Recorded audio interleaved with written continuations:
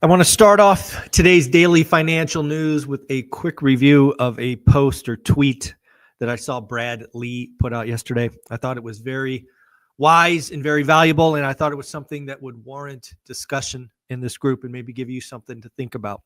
So these are the 6 things that Brad Lee wish he knew in his 20s. Number 1, time is your greatest asset. A lot of us believe, from starting at 20 and on, that it's money, it's this, it's that. It really is. Time is your greatest asset. Number 2, relationships over money. Relationships over money.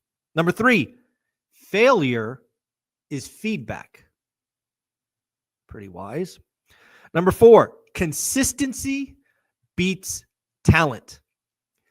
Thankfully, that is something that I believe as well, because I am certainly not the most talented guy out there, but I am certainly willing to do the work repeatedly, day after day, long after other people get bored and move on.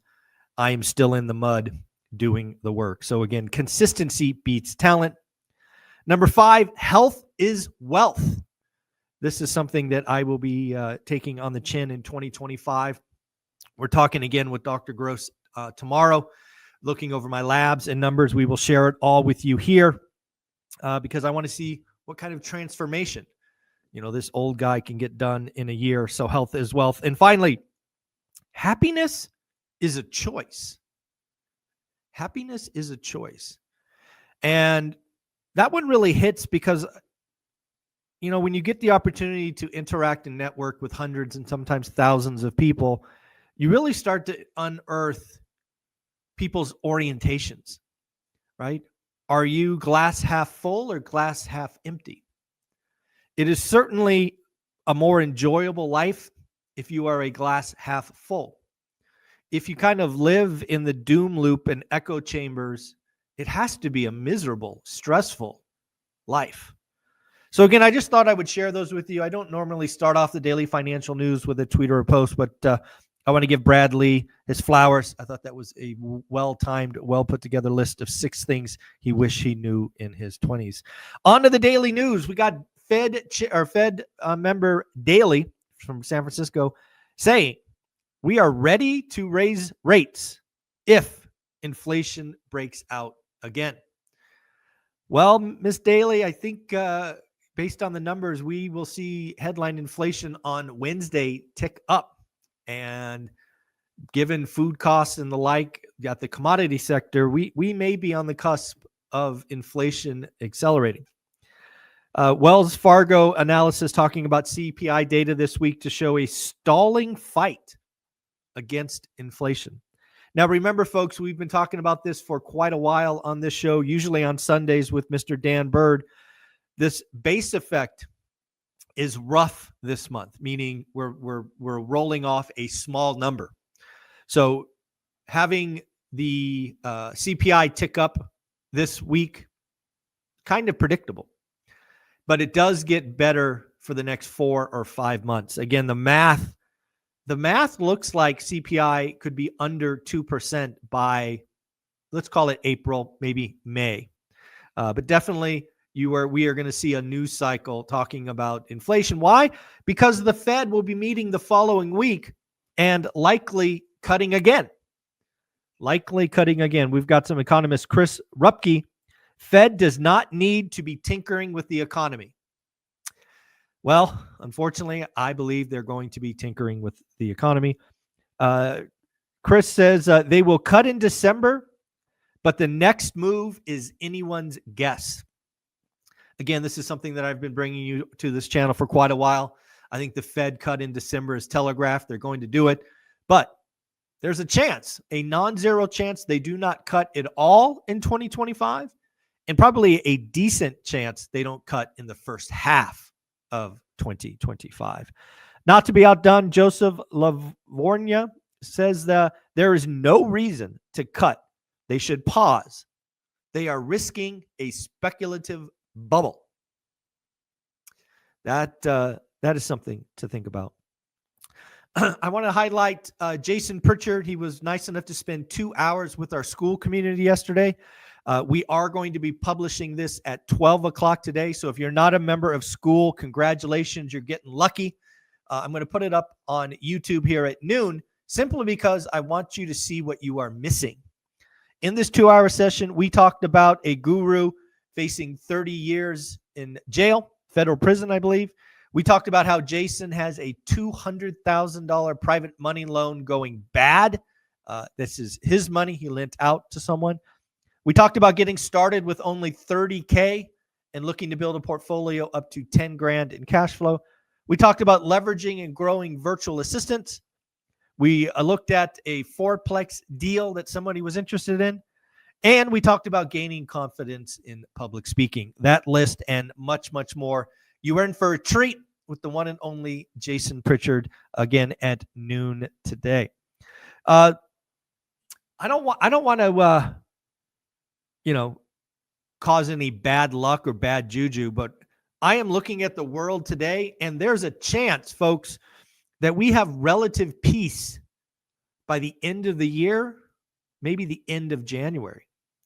It certainly feels like peace is coming, at least some agreements.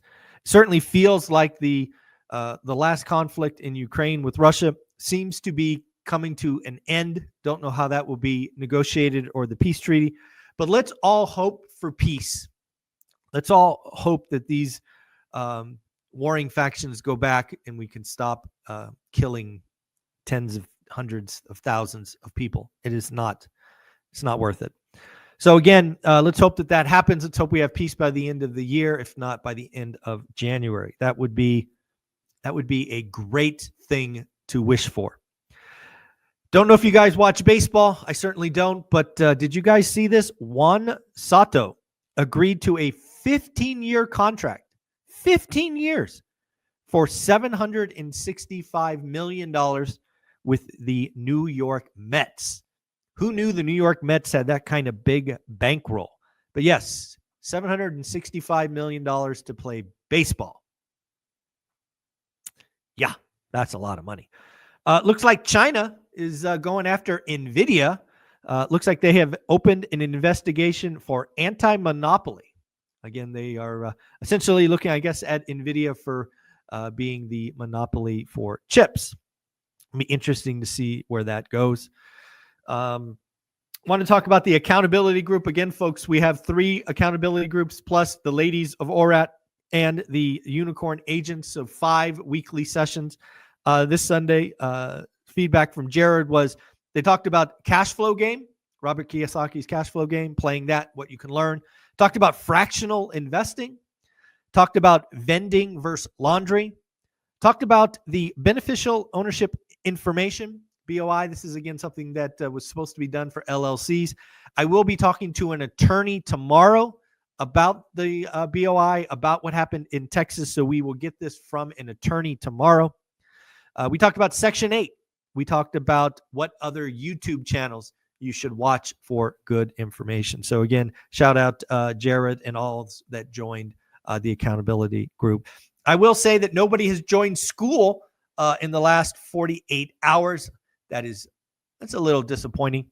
Again, we are putting on, daily activities there. We have sessions and education and all of that stuff. So again, join school, 67 cents a day. There's now a map on the front page if you're on your desktop. If you wanted to add your location, see where other people are at, there's over 100 people in the map, which is pretty cool. Did see this note this morning that Trump will not try to remove Jerome Powell. Frankly, I think that is a good thing. I believe Jerome Powell's term is up in 2026. And frankly, Trump has a lot on his plate. He does not need another thing to do. So I think letting Powell run out his term is the right thing to do. And we'll see where he goes from there. Let's talk about tariffs. Again, something about tariffs, when you really look at how they can be used as a tool of negotiation, there's actually, it doesn't take a lot of thought experiment to figure out how this threat of tariffs could actually be good to the U.S. economy. play with this for a minute. Let's say for a minute you are a car manufacturer, right? You're Ford, you're GM, whatever. And you're trying to sell your cars to, say, Japan.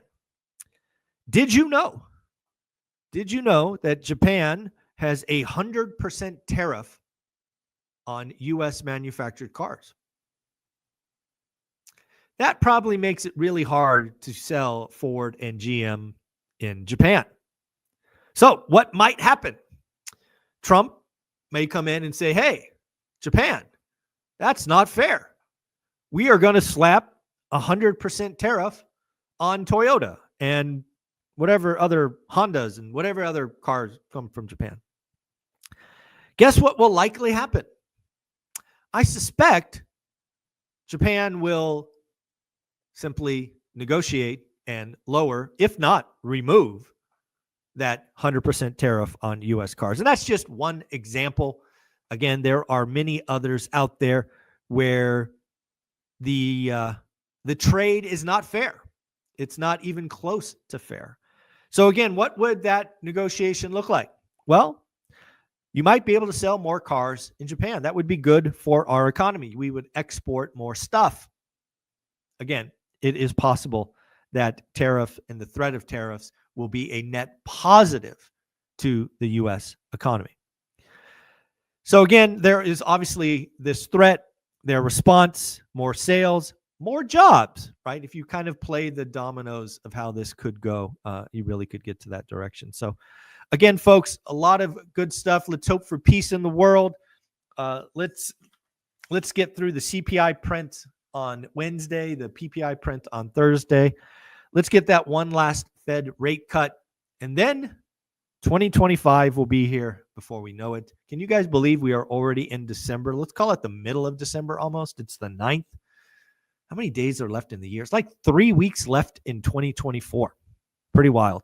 Okay, folks, time to buy your tickets to the ORAT event in Vegas. We're down under 70 days. You know you want to be there. You know you have to be there. You got to meet people in real life, network, ask questions, meet all the people that are on the channel. And I hope to see you all there. You can go to Eventbrite and look up One Rental at a Time. You could go to school and join the school community. Hope to see you there. If you join, introduce yourself. You get all kinds of free goodies at level 2 and level 3. Take care. Have fun. Later.